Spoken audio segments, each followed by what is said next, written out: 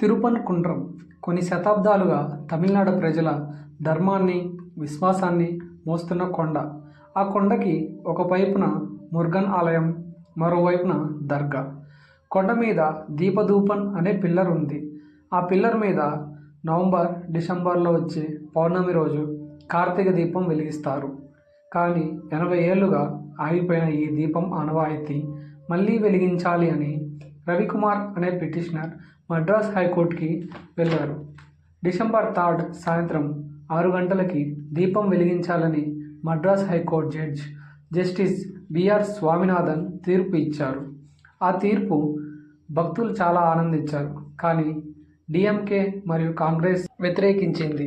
ఎందుకంటే హిందువులు దీపం వెలిగిస్తే ముస్లిం ఓట్ బ్యాంక్ దెబ్బతింటుందని. జస్టిస్ బిఆర్ స్వామినాథన్ గారు యాంటీ సెక్యులర్గా, బయాస్గా తీర్పు ఇచ్చారని, ఆ న్యాయమూర్తిపై ఇంపీచ్మెంట్ మోషన్ పాస్ చేయాలని డిఎంకే మరియు కాంగ్రెస్ కోరింది.